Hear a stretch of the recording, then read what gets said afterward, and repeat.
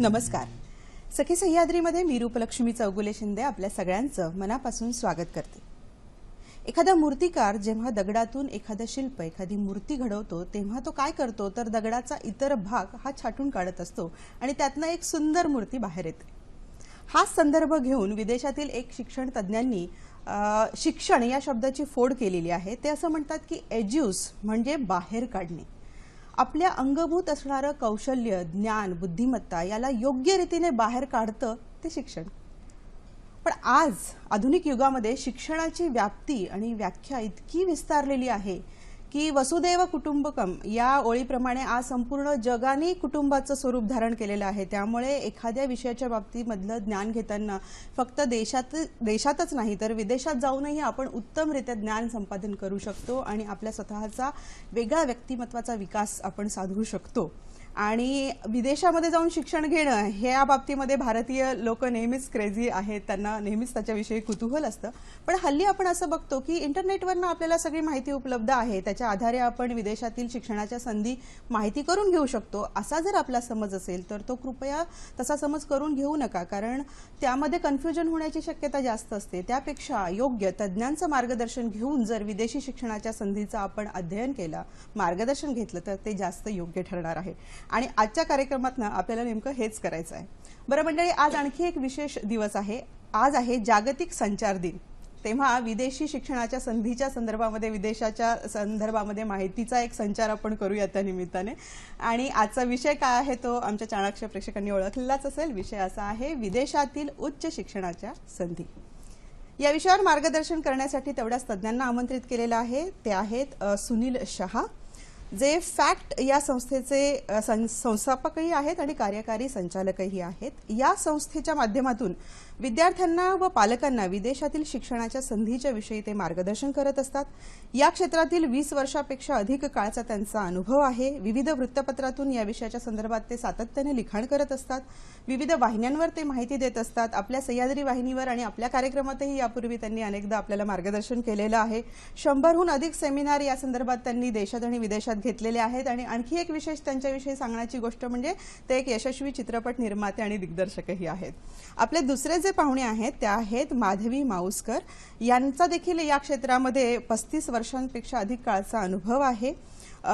Fact या संस्थेशी त्या सध्या जोडल्या गेलेल्या आहेत, पण तत्पूर्वी त्या TCS मध्ये काम करत होत्या आणि जिथे त्यांनी गडचिरोली व तत्सम भागात जाऊन विद्यार्थ्यांना शिक्षण दिलेलं आहे. समायरा ही एक सामाजिक संस्था त्यांनी निर्माण केलेली आहे, ज्या संस्थेच्या माध्यमातून विद्यार्थ्यांना आणि पालकांनाही ते प्रशिक्षित करत असतात. डॉक्टर बाबासाहेब आमटे या चित्रपटासाठी सबटायटलिंगचं काम त्यांनी केलं होतं. असे दोन्हीही अत्यंत तज्ज्ञ असे गेस्ट आज आपल्याला लाभलेले आहेत. त्यांच्याकडनं या विषयाच्या संदर्भामध्ये आपण अधिक माहिती घेऊयात. पण तुमच्याही मनामध्ये असंख्य प्रश्न असतील तर थेट आमच्याशी जोडले जा या फोन नंबरच्या माध्यमातून. फोन नंबर आमचे असे आहेत 24908050, 24988050, 022 हा STD कोड आहे मुंबई बाहेरच्या प्रेक्षकांसाठी आणि मोबाईलवरनं संपर्क साधण्यासाठी. तेव्हा आता कार्यक्रमाला लगेचच सुरुवात करते. सर, मॅम, आपलं सखी सह्याद्रीमध्ये मनापासून स्वागत करते. Thank you very much. विषय खूप महत्त्वाचा आहे. मला सुरुवातीला जाणून घ्यायचं आहे की जसं मी म्हणाले ना की आपल्याकडे उत्सुकता आहे, कुतूहल आहे, अजूनही कौतुक वाटतं विदेशामध्ये आमची मुलं शिकायला जाणार आहेत म्हटल्यानंतर. हा का ओढा आहे आपल्याकडे विदेशामध्ये शिक्षणासाठी? काय सांगता येईल सर आपल्याकडनं सुरुवात? गेल्या अनेक वर्षांपासून भारतीय विद्यार्थी हे परदेशात शिक्षणासाठी जात आहेत. Particularly this trend can be साधारणपणे 1960-70 पासून ह्याची सुरुवात झालेली आहे. सुरुवातीला भारतीय अभियंते म्हणजे जे इंजिनियर्स आहेत ते जास्त करून जायचे, पण 1990 नंतर खरं तर परदेशात जाणाऱ्या विद्यार्थ्यांमध्ये खूप मोठ्या प्रमाणात वाढ झाली. वाढतं जागतिकीकरण हे त्याच्या मागचं महत्त्वाचं कारण होतं. बऱ्याच गोष्टी एकत्र आल्या. जशा इंडस्ट्रियल रिव्होल्यूशनमध्ये बऱ्याच गोष्टी एकत्र आल्या, तशा इन्फॉर्मेशन टेक्नॉलॉजी मध्ये बऱ्याच गोष्टी एकत्र आल्या. जॉग्राफिकल डिस्टन्सेस कमी वाटायचे झाले, कारण आता आपण स्काईपवर लोकांशी बोलू शकतो, व्हॉट्सअपवरून कॉल करू शकतो. विचार करा, 1960-70 मध्ये लिहिलेलं पत्र घरी पोचायला 15 दिवस लागायचे. त्यावेळी लोकांना जायला तितकेशे संधी पण नव्हत्या आणि तितक्या फॅसिलिटीज पण नव्हत्या. पण 1990 नंतर जसं इंटरनेटचा विकास होत गेला तसतसे हे जॉग्राफिकल डिस्टन्सेस म्हणजे तुम्ही सांगितल्याप्रमाणे जग आता हे एक कुटुंब झालेलं आहे. तर त्या हिशोबाने आता ती भीती राहिलेली नाही, तशी माहिती उपलब्ध आहे आणि त्याच्यामुळे ह्या जाणाऱ्या विद्यार्थ्यांची संख्या ही वाढते आहे. करेक्ट. मॅम, आपण याच्यावर काही भर टाकू शकणार? हो, मी साधारण जर देश घेतला, म्हणजे USA बद्दल बोलत असतील तर जर्मनी बद्दल बोलायचं झालं तर आज हे जे आकडेवारी यांनी सांगितली 20 वर्षापूर्वीची, तर जर्मनी बद्दल मी सांगेन की गेल्या 10 वर्षांमध्ये त्यांनी खूप आमूलाग्र बदल त्यांच्या प्रोग्राम्समध्ये केलेला आहे. म्हणजे पूर्वी असं वाटायचं की फक्त आपण जर्मनीला जाऊ शकणार नाही आपण, कारण भाषा येत नाही आपल्याला. पण हा बदल त्यांनी केला. जर्मन कंपनीजनी किंवा युनिव्हर्सिटीजनी हा बदल केला आणि आज परिस्थिती अशी आहे की जर्मनीमध्ये सुद्धा इंग्लिश माध्यमातनं तुम्ही PG जे एज्युकेशन घेऊ शकता. बरं. हा खूप बदल आलेला, हा खूप बदल झाला. पूर्वी अशी कल्पना होती की जर त्या देशामध्ये जायचंय तर जर्मन भाषा ही आलीच पाहिजे. आता ते बऱ्यापैकी बदललेलं आहे. खूपच. म्हणजे आता बऱ्याचशा युनिव्हर्सिटीज असंही सांगतात की जुजबी जर्मन आलं तरी चालेल कामापुरतं, म्हणजे तुम्हाला लोकल बोलण्यासाठी. काही युनिव्हर्सिटीज सांगतात की नाही, आम्हाला अमुक अमुक लेवलपर्यंत आलंच पाहिजे. पण शिक्षण जे आहे ते कम्प्लिटली 100% इंग्लिशमध्ये आहे, हे मी आज क्लिअरली आपल्या प्रेक्षकांना सांगू इच्छिते. अगदी अगदी खरं आहे. आणि आता जग इतकं जवळ आलंय त्यामुळे परदेशामध्ये किंवा विदेशामध्ये शिक्षण घेणं ही काही फार वेगळी किंवा अगदी आता प्रत्येक घरामधलं मूल तिकडे आहे असंही म्हणायला हरकत नाही. मी तुम्हाला एक हिस्टॉरिकल रेफरन्स देऊ इच्छितो. स्वातंत्र्यानंतर नॅशनलायझेशन सुरू झालं, बरोबर, देशीकरण ज्याला आपण म्हणू शकतो. आणि त्या सुमारामध्ये गावाकडून शहराकडे येणाऱ्याचा कल हा खूप मोठ्या प्रमाणात झाला. आपली शहरं कशी तयार झाली, Mumbai, Pune, all these cities. गावाकडच्या लोकांना हे लक्षात आलं की देशीकरण झालेलं आहे, नॅशनलायझेशन झालेलं आहे. आज जर मला प्रगती करायची असेल तर मला शहरांमध्ये जाणं हे जास्त आवश्यक आहे. आणि दॅट इज हाऊ मेट्रोजचा विकास झाला आणि भारतामध्ये मोठी मोठी शहरं तयार झाली. हे जे नॅशनलायझेशन स्वातंत्र्याच्या आसपास झालं तेच ग्लोबलायझेशन 1990 नंतर झालं. आणि जसं स्वातंत्र्यानंतर गावाकडून शहरांकडे जाणाऱ्या विद्यार्थ्यांची संख्या वाढली, तशीच ग्लोबलायझेशन नंतर भारतामधून परदेशात जाणाऱ्या विद्यार्थ्यांची संख्या ही वाढली. So it's a history which is repeating itself. आणि जसजसे समाजाचा विकास होत जातो तसतशा बाजारपेठा वाढत जातात.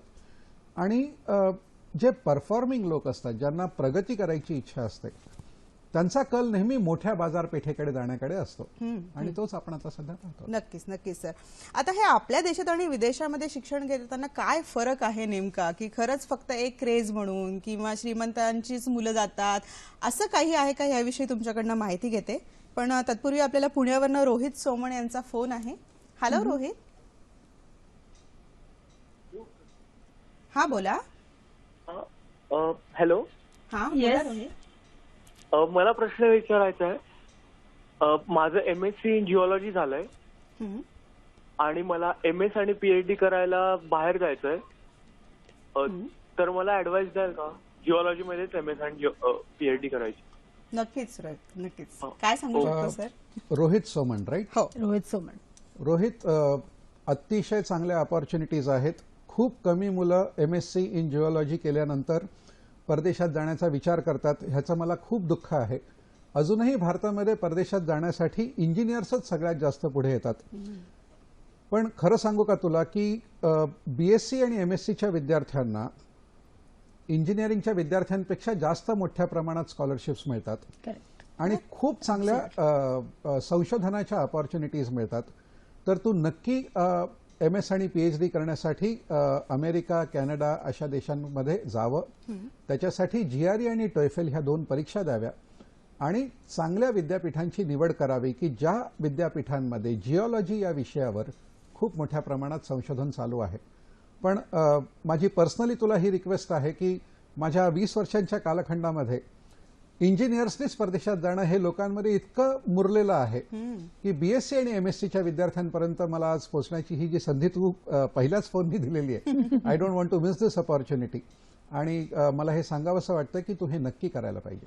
सर पण तरी त्याला पर्टिक्युलरली आपण कुठलं विद्यापीठ वगैरे किंवा एखादा देश सजेस्ट करू शकतो? जिओलॉजी जर करायचं असेल तर one of the best universities Rohit will be university of Colorado at boulder. Okay.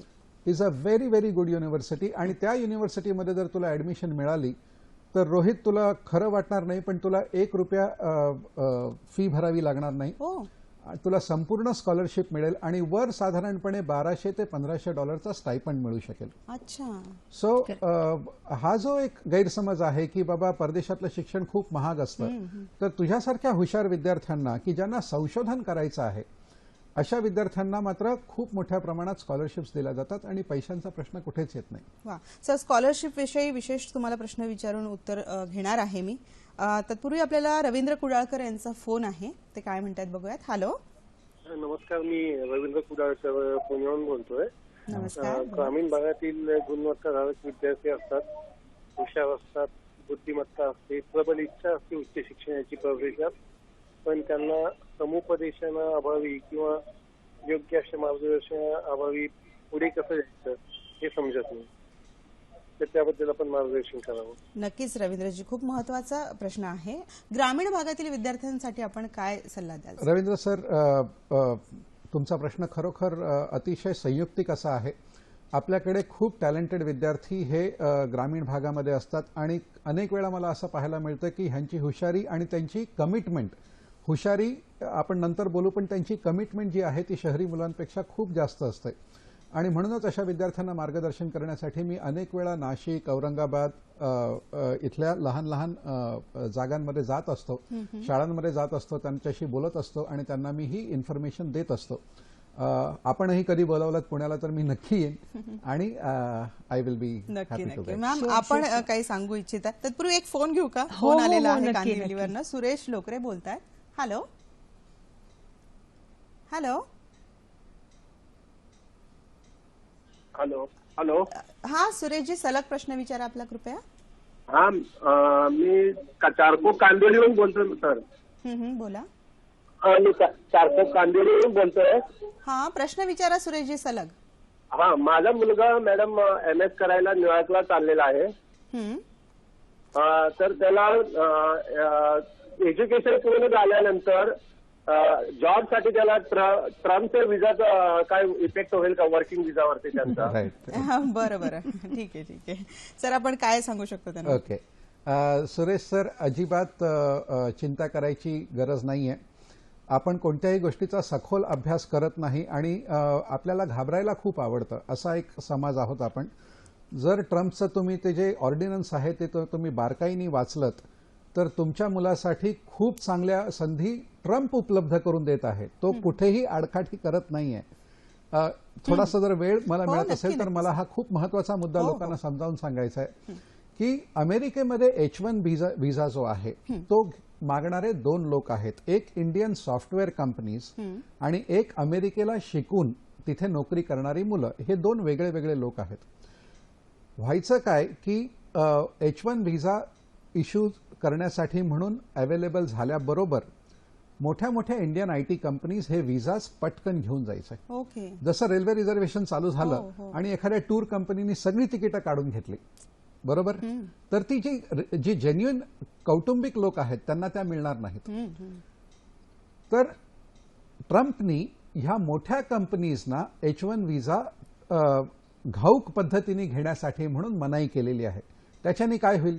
त्याच्यानी जी मुलं तिथे शिकता आहेत आणि त्याच्यानंतर त्यांना तिकडे नोकरी करायची आहे त्यांना हा व्हिसा मिळायला सोपं पडेल. ओके. सो चिंता करायची बाब इंडियन मोठ्या IT कंपनीजची आहे, पण जी मुलं शिकायला जात आहेत त्यांच्यासाठी हा एक अतिशय चांगला अपॉर्च्युनिटी आहे. त्यांना वाट पाहावी लागणार नाही. हो, खरं हा खूप चांगला मुद्दा सांगितला सर, कारण लोकांच्या मनामध्ये आता खूप आपण अभ्यास नाही गैरसमज करत. निर्माण झालेला आहे Exactly. आणि आता पालक बोलू लागलेत की नको नको अमेरिका नको, मग आपण पर्यायी दुसरा आणि देश खरं तर बघूया. हीच वेळ आहे जाण्याची, कारण आता गर्दी कमी असल्यामुळे ह्या मुलांना H1 मिळणं अतिशय सोपं होणार आहे. बरोबर आहे. मॅम, मला वाटतं मागच्या 2-3 मुद्द्यांवर आणि प्रश्नांवर तुम्हाला उहापोह करायचा आहे. जे दोन्ही प्रश्न आले मागचे त्याच्यामध्ये एक तो रिसर्चचा प्रश्न जो होता, ह्याच्यामध्ये सुद्धा जर्मनी सारखा देश आज रिसर्चसाठी प्रचंड पद्धतीने सहाय्य करतो. त्यांच्याकडे जवळजवळ 27 बिलियन युरोज आज खास शिक्षणासाठी त्यांनी बाजूला ठेवलेले आहेत.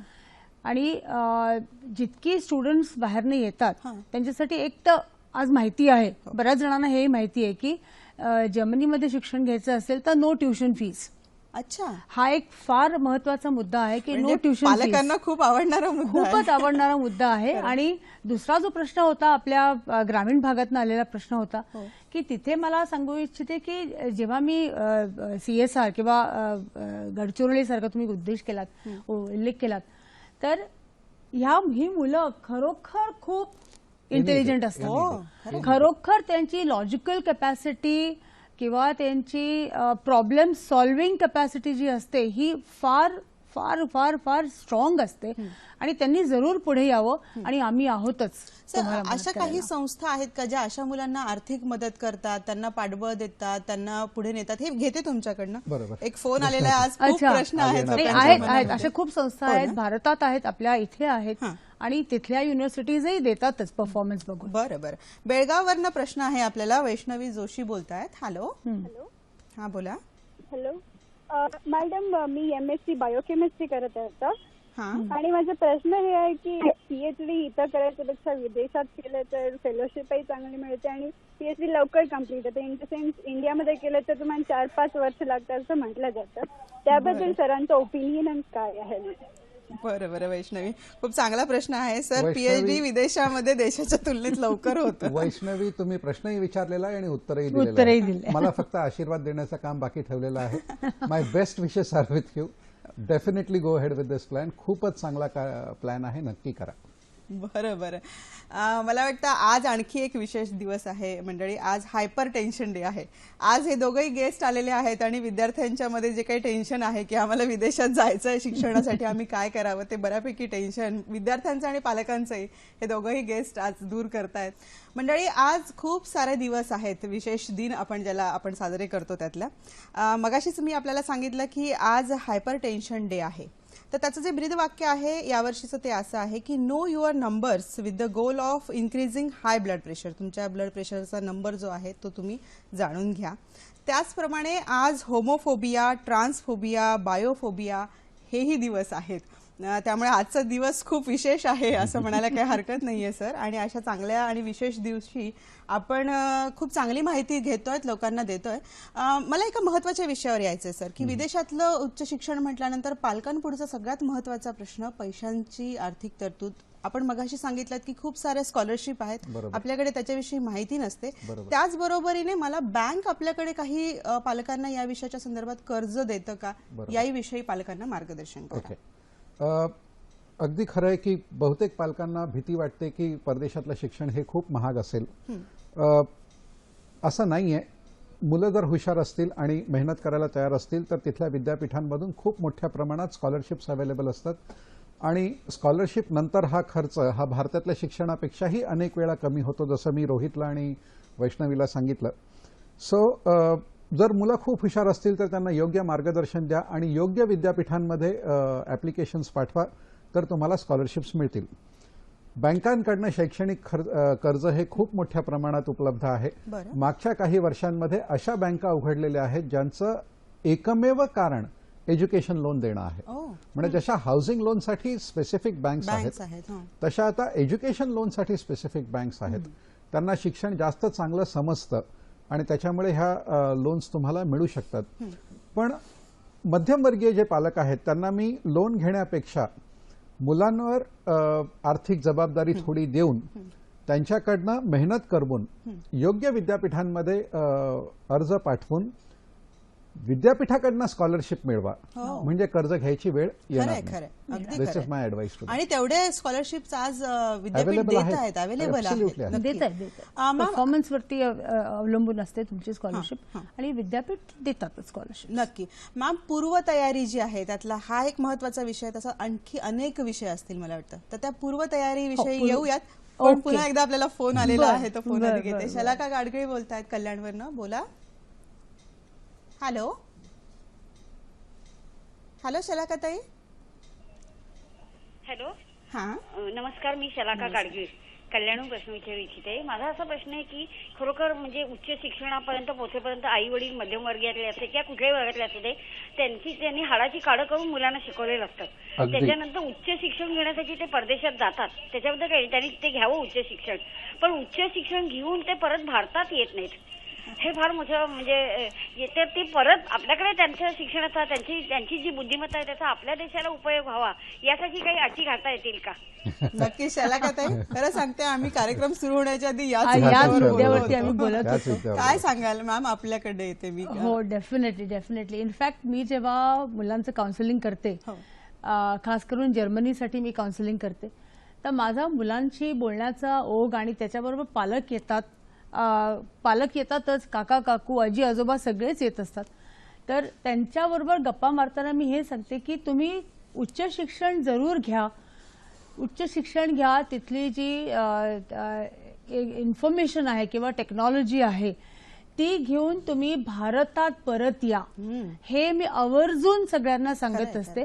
आणि त्या हिशोबाने माझा वेगळा अभ्यासही सुरू आहे, हे मी इथे सांगू इच्छिते की आज जर एखादा मुलगा रिन्युएबल एनर्जी म्हणजे सोलार एनर्जी यासाठी जर परदेशात जात असेल तर परत आल्यानंतर त्याला इथे काय ॲव्हेन्यूज मिळतील ह्याचा अभ्यास मी ऑलरेडी सुरू केलेला आहे की तोही ते पण मार्गदर्शन मला देता यावं मुलांना. की हा जो प्रश्न आज आईनी विचारलाय, अशा अनेक आयांचा हा प्रश्न असेल की हा मुलगा किंवा मुलगी माझी परत येणार आहे की नाही.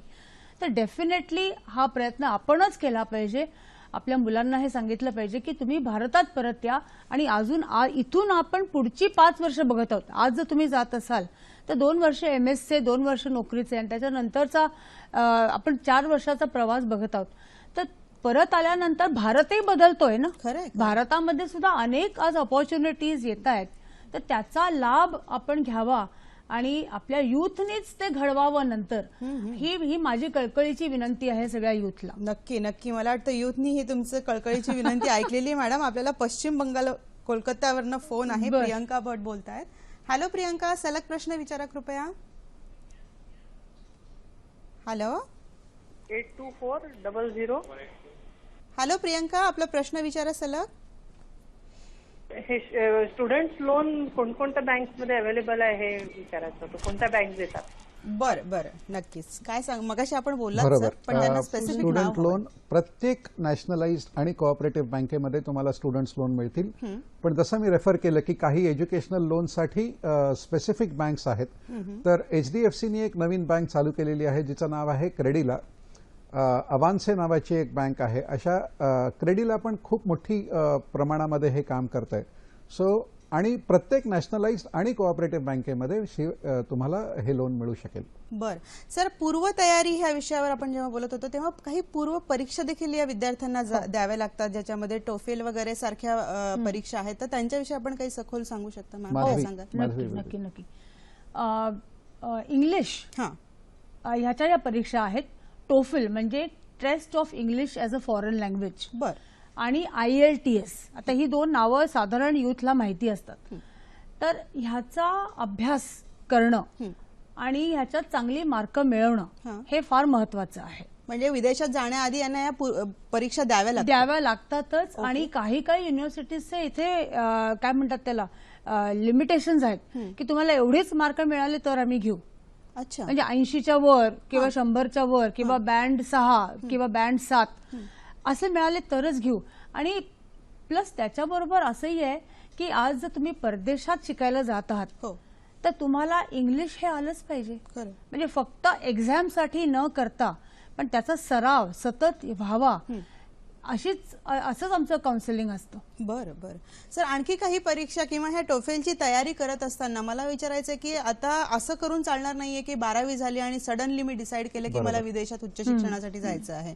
तर याची तयारी पालकांची देखील आणि विद्यार्थ्यांची देखील अगदी शालेय पातळीपासून आता जागरूक झालेले आहेत सगळे. तर या परीक्षांच्या दृष्टिकोनातून त्यांनी काही पूर्वतयारी आणि अभ्यास कसा? पूर्वतयारी ही 2 स्टेजेसमध्ये होते. पहिली स्टेज आहे पूर्व परीक्षांची तयारी. 12वी नंतर जाणार असाल तर सॅट आणि टोएफल, ग्रॅज्युएशन नंतर जाणार असाल तर GRE आणि टोएफल, ह्या 2 परीक्षा तुम्हाला द्याव्याच लागतील. सो एक फेज आहे पूर्व परीक्षांची तयारी. त्याच्यानंतरची फेज जी त्याच्यापेक्षाही जास्त महत्वाची आहे ती म्हणजे योग्य विद्यापीठांची निवड आणि त्या विद्यापीठांमध्ये व्यवस्थित ऍप्लिकेशन. तुम्हाला ऐकून कदाचित आश्चर्य वाटेल किंवा बऱ्याच लोकांना माहीत नसतं की परदेशातल्या विद्यापीठांमध्ये ऍडमिशन ही मार्कांवर फक्त दिली जात नाही. परदेशातल्या विद्यापीठांमधली ऍडमिशन जर समजून घ्यायची असेल तर असं समजा की आपल्या देशामध्ये आपण नोकरी कशी देतो, फक्त मार्क पाहून देतो का? तर तुमचे मार्क किती आहेत, तुमचं प्रेझेंटेशन कसं आहे, तुम्ही इतर काम काय केलेलं आहे, तुमचा कॉन्फिडन्स किती आहे हे पाहून नोकरी देतो. आपण इथे जशी नोकरी देतो तसे तिथले विद्यापीठ तुम्हाला ऍडमिशन देतात. सो तुमचं ते प्रेझेंटेशन चांगलं पाहिजे.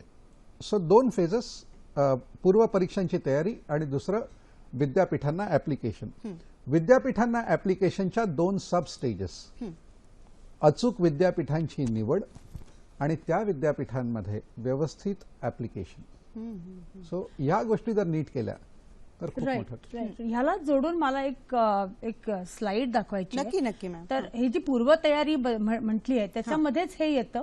आपण स्क्रीनवर बघू शकतो. स्क्रीनवर बघू शकतो आपण की what can work in your favour. I am sorry, इंग्लिशमध्ये आहे ही स्लाइड, पण तुमच्या फेवर मध्ये काय काय जाऊ शकतं हे ह्या स्लाइड मध्ये दिसतंय आपल्याला. एक तर तुमची जी पर्सेंटेज आहे तुम्हाला मिळते ते तर आहेच. आता जर्मनी सारख्या देशामध्ये तुम्हाला 65% आणि अबाव हे लागतं. म्हणजे 65च्या कमी असेल तर आम्ही प्रयत्न करूच, पण 65 आणि अबाव हे जास्त योग्य आहे. त्याच्याबरोबर इंटर्नशिप असणं किंवा प्रोजेक्ट्स करणं वेगवेगळं, नॉन अकॅडमिक प्रोजेक्ट्स करणं किंवा आउट ऑफ करिक्युलर प्रोजेक्ट्स करणं हे फार महत्वाचं आहे. तुम्ही एखादा जॉब जर केला, म्हणजे बीई झाली आहे किंवा माझं ग्रॅज्युएशन झालंय, तर त्याच्यानंतर मी जर जॉब केला तर त्याला खूप महत्व दिलं जातं. आणि हा जो प्रकार आहे सिम्पल LOM किंवा LOR, हे LOM म्हणजे लेटर ऑफ मोटिवेशन किंवा LOR म्हणजे लेटर ऑफ रेफरन्स. हे जे आपल्याला आपले प्राध्यापक देतात, आपले फॅकल्टी देते, हा खरा असावा, सोपा असावा, वास्तविक त्याच्यामध्ये हा मुलगा फारच काही खूप हुशार आहे असेल तर नक्कीच लिहावं, पण नसेल तर त्याप्रमाणे ते लिहू नये. म्हणजे ही जी तयारी आहे हे सगळं टोटल प्रेझेंटेशनचा भाग होतो त्याच्यामध्ये. म्हणजे कोर्स निवडणं, प्रोग्राम निवडणं, त्याच्यानंतर कंट्री निवडणं किंवा कंट्री आधी निवडणं, मग कोर्स निवडणं आणि मग हे प्रेझेंटेशन करणं स्वतःचं, हे फार महत्वाचं. खूप महत्वाचे मुद्दे आहेत मंडळी. म्हणजे आपण आपल्याकडे फक्त मार्क्स याच्यावरच आपण लक्ष केंद्रित करतो, पण तसं नसून अदर ऍक्टिव्हिटीज तुमच्या बाकी तुम्ही काय काय केलेलं आहे, तुमचा एक्सपिरियन्स, हे सगळं तिथे ऍडमिशन घेताना काउंट केलं जातं. बरोबर सर? अशीच माहिती घेऊयात. आपल्याला फोन आलेला आहे अकोल्यावरनं अमित कुमार यांचा. ते काय म्हणतात बघूयात. हॅलो. हा नमस्कार मॅडम. नमस्कार. मी आपली चर्चा ऐकतोय, मला खूप चांगलं मार्गदर्शन भेटते. सर मला आणखी एक प्रश्न विचारायचा मॅडमला, सरांना. मॅडम मी MSc स्टॅटिस्टिक केलंय, तर विदेशमध्ये मला MS करायचं आणि पुढे रिसर्च सेक्टरमध्ये पण माझा इंटरेस्ट आहे. तर मला कुठली युनिव्हर्सिटी योग्य राहील? आणि आणखी प्रश्न होता की तिथं पर्सेंटेजचं काही त्यांचं काही असते का, पर्सेंटेज पण पर्टिक्युलर पाहिजे म्हणून? बरोबर. अमित जी, या दोन्ही प्रश्नांना मार्गदर्शन मिळेल. सर, एक फोन आलेला होता. अमित कुमार अकोल्यावरनं बोलत होते. MSc स्टॅटिस्टिक केलेलं आहे, MS किंवा रिसर्च करायची इच्छा आहे. आपण त्यांना योग्य विद्यापीठ आणि देश सजेस्ट कराल का? मॅम तुमच्याकडनं काय आधी सांगाल? ओके, देश तर त्यांनी कुठलाही सजेस्ट हे करावा, सिलेक्ट करावा, USA किंवा जर्मनी किंवा कुठलाही तत्सम देश असेल तो. पण ह्याच्यामध्ये महत्वाचं हे आहे की जे पर्सेंटेज बद्दल त्यांचा जो प्रश्न होता खास करून, त्याच्यावरती मी थोडंसं बोलू इच्छिते की अबाउट जर्मनी स्पेसिफिकली, की स्टॅटिस्टिक्समध्ये तुम्ही नक्कीच पुढे जाऊन MSc किंवा PhD पण करू शकता. पण जर्मन युनिव्हर्सिटीजमध्ये 65% आणि अबाव जर असेल तर ते कॅल्क्युलेशनच्या प्रमाणे जर्मन युनिव्हर्सिटीजचं एक वेगळं कॅल्क्युलेशन आहे. त्या कॅल्क्युलेशनमध्ये तुम्ही बसलं पाहिजे. हा महत्वाचा मुद्दा आहे त्याचा. आणि म्हणून ते सांगतात की 65% आणि अबाव असेल तर तुम्ही आमच्या कॅल्क्युलेशन मध्ये बसता. एक टिपिकल त्यांचं वेगळ्या पद्धतीचं कॅल्क्युलेशन आहे. तर हे बघणं जरुरी पडतं. नक्की सर, आपणही काही मार्गदर्शन जर 65 नसतील तर GRE आणि TOEFL ह्या 2 परीक्षा देऊन तुम्ही अमेरिका किंवा कॅनडाला अप्लाय करू शकता. सो जर तुमचा अकॅडमिक परफॉर्मन्स चांगला असेल तर तुम्हाला GRE परीक्षा देणं आवश्यक नाही, कारण तुम्ही जर्मनी किंवा आयर्लंडमध्ये ऍडमिशन मिळवू शकता. पण अकॅडमिक परफॉर्मन्स चांगला नसेल तर GRE जोड लावून तुम्ही अमेरिका आणि कॅनडामध्ये शिकू शकता. बरं. म्हणजे पर्याय उपलब्ध आहेत, पण खूप योग्य आहेत. मार्गदर्शन मंडळी. पुन्हा तोच मुद्दा येतो की Exactly. नीट मार्गदर्शन घेतलं तर आपल्याला भरपूर पर्याय उपलब्ध आहेत. आपल्याला पुण्यावरनं सुधीर टिळक यांचा फोन आहे. Hello hello सुधीरजी. मी सुधीर टिळक बोलतो. हा बोला.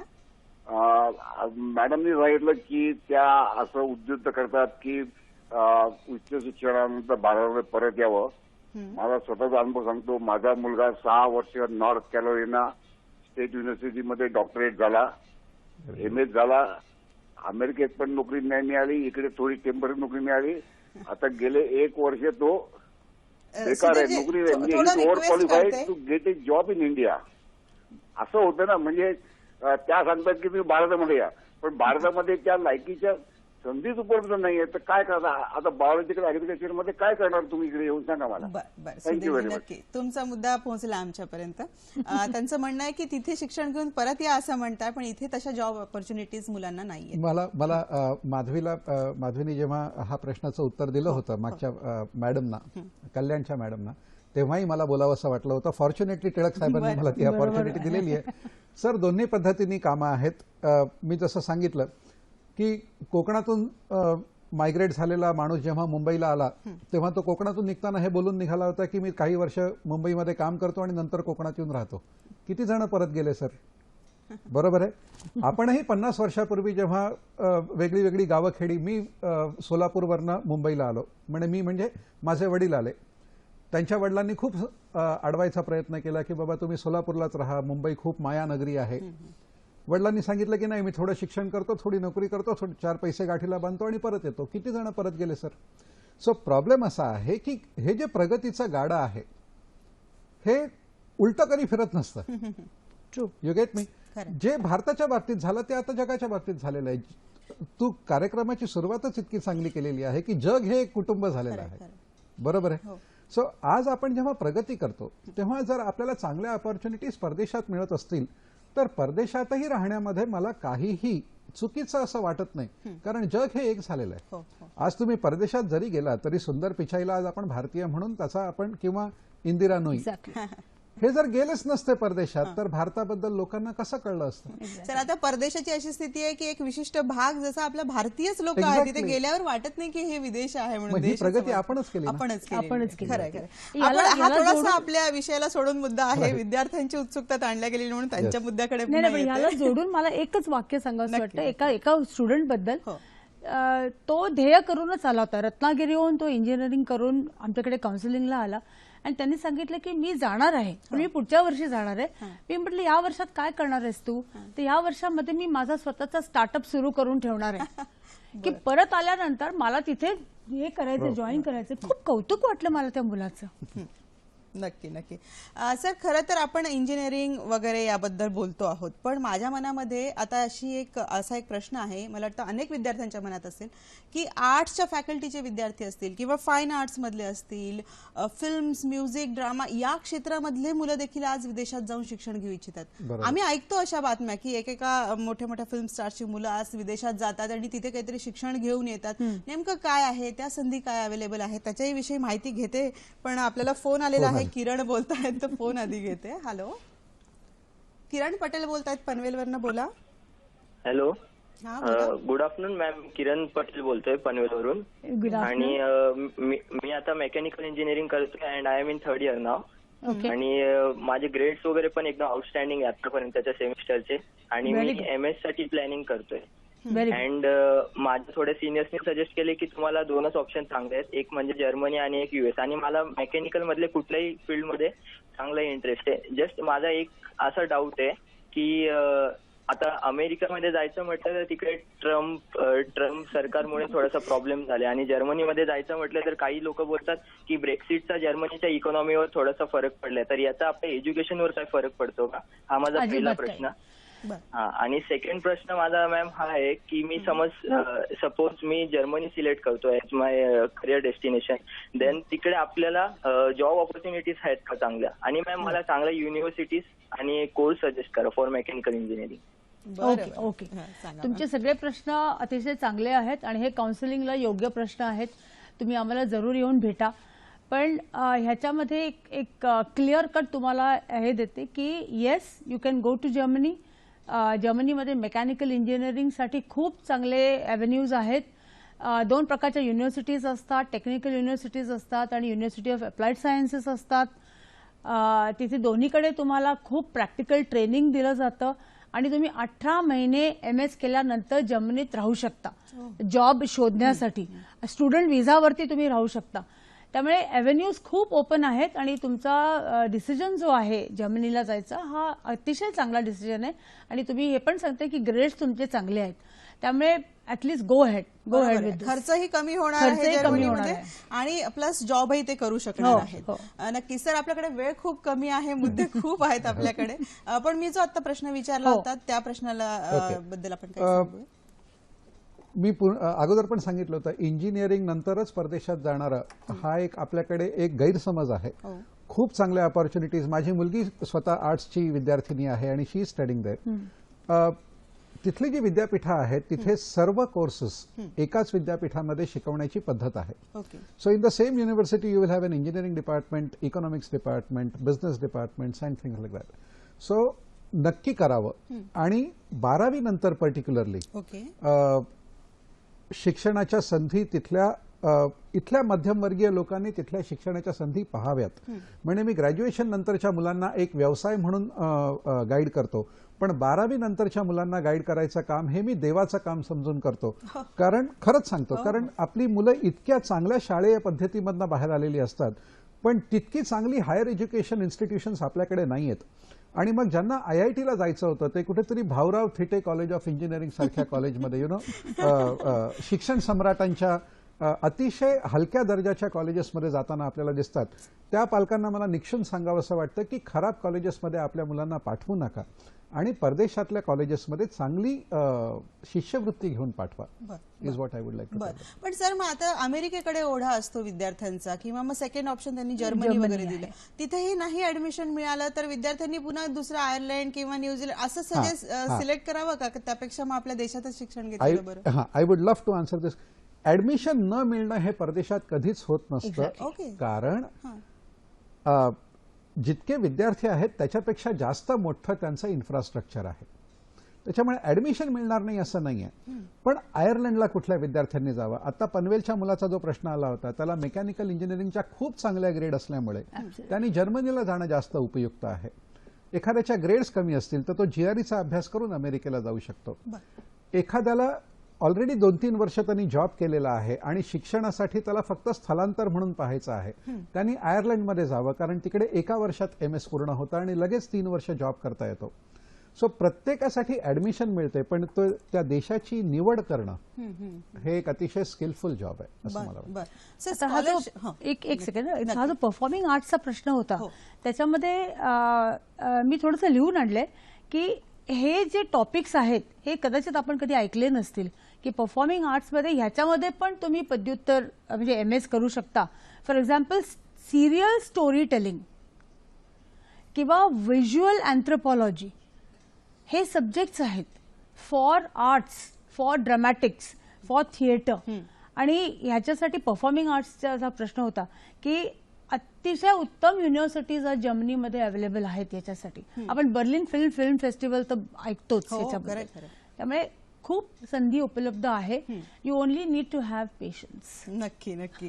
म्हणजे खरं तर आपण असं म्हणू शकतो की आपण एक चाकोरीबद्ध इंजिनिअरिंग, मेडिकल असं न करता आज इतके व्हेरियस क्षेत्र आहेत, त्याच्यामध्ये एवढ्या साऱ्या संधी आहेत. आणि जसं म्हणून मी मुद्दाम आर्ट्सच्या विद्यार्थ्यांसाठी हा विचारला होता प्रश्न की त्यांना जर परदेशात जाऊन शिक्षण घ्यायचं असेल तर पुढे त्यांना त्याच्या वापस आल्यानंतर इथे संधी आणखी भरपूर उपलब्ध आहेत, नाही का सर? सर, 12वी नंतरचा जो आपला मुद्दा होता ना, तर त्या विषयावर मला पुन्हा यायचं की 12वी नंतर जायचंय तर तयारी नेमकी पालकांनी, विद्यार्थ्यांनी काय करायला हवी? ओके. पालकांनी तयारी वेगळी करायची आहे, विद्यार्थ्यांनी तयारी वेगळी करायची आहे. एक तर का जायचं आहे तर आपले विद्यार्थी हुशार आहेत आणि इथल्या खराब इन्स्टिट्यूशनमध्ये त्यांना जावं लागू नये अतिशय जास्त स्पर्धेमुळे, म्हणून आपण हे करायचं आहे. 11वी मध्ये असताना सॅट आणि टोएफलच्या परीक्षा विद्यार्थ्यांनी द्यायच्या आहेत आणि 12वी मध्ये असताना पालकांनी ऍप्लिकेशन्स पाठवायचे आहेत. कारण 12वीला मुलं बिझी असतात, तर 11वीत असताना त्यांना सॅट आणि टोईफेलची परीक्षा द्यायला लावा. 12वीत असताना विद्यार्थी पालकांनी ॲप्लिकेशन्स करा. 12वीच्या दिवाळीच्या आसपास जर तुम्ही ॲप्लिकेशन्स केलीत तर तुमच्या मुलांची 12वीची परीक्षा सुरू व्हायच्या अगोदर तुमच्या ॲडमिशन तुमच्या हातामध्ये आलेले असतील. त्याच्यानंतर स्कॉलरशिप किती मिळालेली आहे, फायनान्शियल प्लॅनिंग कसं करायचं आहे, बँकेचं कर्ज काढायचं आहे की स्कॉलरशिप अजून जास्त मिळवायची आहे, या सगळ्या तरतुदी केल्यानंतर साधारणपणे मे जून 12वी नंतरच्या मे जून म्हणजे परीक्षेचा रिझल्ट यायच्या अगोदर तुम्ही अमेरिकेचा व्हिसा अप्लाय करता किंवा कॅनडाचा व्हिसा अप्लाय करता, व्हिसा हातामध्ये घेता. त्याच्यानंतर इथे जर तुम्हाला VJTI मध्ये किंवा झेवियर्समध्ये किंवा सिडनममध्ये किंवा BMCC पुण्यामध्ये अशा चांगल्या कॉलेजमध्ये जर इथे ॲडमिशन मिळाली तर तुम्ही परदेशातलं सगळं जे काही काम केलेलं आहे ते फेकून द्यावं आणि इथे शिकावं. पण इथे जर चांगलं कॉलेज नाही मिळालं, जे अनेक विद्यार्थ्यांच्या बाबतीत होतं, तर इथे कुठेतरी पुन्हा एकदा सांगतो भाऊराव थिटे कॉलेजमध्ये जाण्यापेक्षा एक तुमचे जे हे परदेशातले कागद आहेत ते बाहेर काढा आणि एक चांगलं करिअर घडवा. नक्कीच सर. पुण्यावरनं अपर्णा हिचा फोन आहे. हॅलो अपर्णा, प्रश्न विचारा. हॅलो, माझे नाव आहे अपर्णा आत्मसिद्ध. माझी मुलगी आता 11वी-12वी करतीये, पण तिला जर्मनीला बायोलॉजी शिकायला जायचंय. तर बायोलॉजी करता जर्मन लँग्वेजचा कुठला कोर्स करायला लागतो का, आणि तो नसेल करायचा आणि नुसतं फ्रेंचचं तिचं B1 B2 झालंय तर ते सर्टिफिकेट घालू शकतं का? नक्कीच. काय सांगाल? B1 B2 जर्मन मध्ये झालेलं आहे. बरोबर. फ्रेंच मध्ये म्हणालात मला वाटतं. जर्मन मध्ये झालेलं आहे ना B1 B2. हा, मग काहीच प्रॉब्लेम नाही येणार, कारण 12वी नंतर जर जायचं असेल ह्याच्यासाठी तर यू कॅन गो अहेड. नक्कीच नक्कीच. त्यांना आपण ऑल द बेस्ट म्हणूयात त्यांच्या भविष्यासाठी. आपल्याकडे अगदी आता काही मिनिटं शेवटची शिल्लक आहेत सर. महत्वाच्या मुद्द्याकडे येऊयात. शेवटच्या दोघांकडनं उत्तर अपेक्षित आहे की आपण हे शिक्षण म्हणतो, पण फक्त शिक्षण हाच भाग नाहीये, तर एक सांस्कृतिक देवाणघेवाण त्या निमित्ताने होत असते. हा एक फार महत्वाचा मुद्दा आहे. तर त्या मुद्द्याच्या बाबत आपण काय सांगाल सर? किंवा मॅम आपल्याकडनं सुरुवात करूया. नक्की सुरू. ह्याच्यामध्ये कल्चरल नोहाव हा फार महत्वाचा भाग आहे की आपण ज्या देशात जाणार आहोत तिथली राहणीमान कशी आहे, तिथे लोक कसे वागतात किंवा मी कसं वागायचं, ह्याचं पण थोडंसं प्रशिक्षण जर घेतलं तर ते नक्कीच फायद्याचं होईल की कुठला शब्द कुठे वापरायचा. आणि हे कुठेही कुठल्याही कल्चरमध्ये चालतंच, लागतंच. अगदी इथला कल्चर म्हटलं तरी आपल्याला ते भान ठेवावंच लागतं की मी कुठे काय बोललं पाहिजे. इनफॅक्ट परदेशात गेल्यावरती तुम्ही एक अँबॅसेडर म्हणून जाता आणि तिथे गेल्यावरती you need to be more conscious about culture की मी काय करते. तर त्यासाठी सुद्धा कल्चरल सेन्सिटायझेशन करणं खूप गरजेचं आहे आणि ही पण तयारीचाच भाग आहे. नक्कीच नक्कीच सर. आपण काय सांगाल? मी पूर्वी पण सांगितलेलं आहे, जागतिकीकरणाचे दिवस आहेत. जागतिक बाजारपेठा तयार होत आहेत. कंट्रीजच्या ज्या बॉर्डर्स आहेत त्या आता फक्त पॉलिटिकली इम्पॉर्टंट राहिलेल्या आहेत. बाकी त्या बॉर्डर्सचा काहीच उपयोग नाही आता, फक्त राजकारण आणि पॉलिटिक्ससाठी आहेत. Business has become global. अशा परिस्थितीमध्ये तुम्हाला जर तुमच्या देशाचं नाव उज्ज्वल करायचं असेल तर ते जागतिक बाजारपेठेमध्ये जाऊन करणं आवश्यक आहे. आणि कल्चरली दोन्ही बाजूनी, म्हणजे आपली कल्चर इतरांना व्यवस्थित समजावी हीही तुमची जबाबदारी आहे, त्यांची कल्चर तुम्ही व्यवस्थित आत्मसात करावी so that you are better accepted there, तेही इतकंच जरुरी आहे. सो ह्या दोन्हीचं एक जबाबदारी तुम्ही घेऊन चाललेला आहात. जेव्हा तुम्ही परदेशात शिकायला जातात, आपली कल्चर तिथे व्यवस्थित प्रेझेंट करणं आणि त्यांची कल्चर व्यवस्थित आत्मसात करणं, हा बॅलन्स तुम्हाला सांभाळायचा. नक्कीच नक्कीच सर. आपल्याला एक फोन मगासपासून येतोय पण त्यांचा आवाज कट होतोय, त्यांचा प्रश्न आपल्यापर्यंत नीट पोहोचत नाहीये. पण IIT मध्ये शिकणारा विद्यार्थी आहे, पुढे त्यांनी विदेशासाठी कुठल्या संधीचा वापर करावा असा त्याला प्रश्न विचारायचा आहे. थोडक्यात काय मार्गदर्शन करायचं? IIT चे विद्यार्थी खूपच हुशार असतात, त्याच्यामुळे अमेरिकेतल्या, कॅनडामधल्या, जर्मनीमधल्या टॉपच्या कोणत्याही 20 युनिव्हर्सिटीज तुम्हाला पायघड्या घालून उचलून घ्यायला तयार असतात. त्याच्यामुळे तुम्हाला काही घाबरायची गरज नाहीये. GREच्या परीक्षेमध्ये चांगले गुण मिळवा, टॉपच्या युनिव्हर्सिटीजमध्ये अप्लाय करा आणि ढासून सांगा की मला स्कॉलरशिप असेल तरच मी येईन, इथले पैसे तिथे खर्च करू नका. नक्कीच नक्कीच सर. आपला वेळ संपलेला आहे, पण अगदी शेवटी जाता जाता मॅडम एका वाक्यामध्ये आपल्या दोघांकडनं मार्गदर्शन हवं, काय सांगाल? नाही, मी असं सांगेन की डेफिनेटली ओव्हरसीज एज्युकेशनकडे बघा, सकारात्मक दृष्टिकोनातनं बघा आणि प्रॉपर काउन्सिलिंग घ्या फक्त इंटरनेटच्या हे महत्वाचं आहे. प्रॉपर काउन्सिलिंग घ्या. फक्त इंटरनेटच्या इन्फॉर्मेशनवरती जाऊ नका, कारण ती कन्फ्युजिंग असू शकते. त्यामुळे बी केअरफुल, बी डिलिजंट, हा माझा मेसेज सर आपल्याकडे. आणि एक साधारण 9 ते 10 महिने तयारीसाठी ठेवा. ओके ओके सर, अगदी एका वाक्यामध्ये I will talk about something which is very close to my heart. 11वी-12वीच्या विद्यार्थ्यांना इथे खराब कॉलेजमध्ये टाकू नका. बरोबर, त्यांची जी इच्छा असेल त्या कॉलेजमध्ये त्यांना जर ऍडमिशन नाही मिळाली तर सॅक्रिफाईस करू नका, कारण हे आयुष्यातली सगळ्यात चांगले वर्ष आहेत. ती सॅक्रिफाईस्ड युनिव्हर्सिटीमध्ये जाऊ नये. नक्की नक्की. मंडळी, मला वाटतं हा आजचा कार्यक्रम आपल्याला आवडला असेल. अनेक माहिती महत्वाची आपल्यापर्यंत पोहोचली असेल. आपले असेच कार्यक्रम दररोजचे वेगवेगळ्या विषयावरचे असतात. उद्याचा आपला कार्यक्रम काय आहे तोही बघूयात. उद्याचा आपला कार्यक्रम आहे वाटचाल एड्स मुक्त समाजाकडे. जागतिक एड्स लसीकरण दिनानिमित्त कार्यक्रम आहे. याच्यात सहभाग घेणार आहे डॉक्टर शीला गोडबोले आणि डॉक्टर अश्विनी शेट्टे. तर याही कार्यक्रमाचा आपण नक्की लाभ घ्यावा. कसा वाटला आमचा कार्यक्रम, त्यासाठी आपल्या प्रतिक्रिया आपण कळवत असतात. त्यासाठी लागणारा पत्ता मी तुम्हाला सांगते, तो असा आहे. फेसबुक आहे www.facebook.com/sakhisayadri.dd. आमचा मेल ID आहे sakhisayadri@gmail.com. यूट्यूबवर आपण आमचे कार्यक्रम बघू शकता. सगळे कार्यक्रम आमचे यूट्यूबवर असतात. त्यासाठी www.youtube.com/sakhisayadri. अवश्य आमचे कार्यक्रम बघा, या पत्त्यावर भेट द्या, आपल्या प्रतिक्रिया नोंदवा. मला वाटतं आजच्या कार्यक्रमातून शिक्षणासाठी विदेशातली संधी आपण उपलब्ध करून घेऊ शकतो. योग्य माहिती मिळाली असेल, पण शिक्षण घेऊन पुन्हा आपल्या देशाकडे वापस या, हा पुन्हा जाता संदेश देऊ इच्छितो. आता इथेच थांबतोय. आपण दोघंही आलात. खूप महत्वाची माहिती आजच्या कार्यक्रमात दिली. सखी सह्याद्रीच्या वतीने मी मनापासून आपले आभार मानते. धन्यवाद मंडळी. भेटूयात पुढच्या कार्यक्रमात नवीन विषयासह.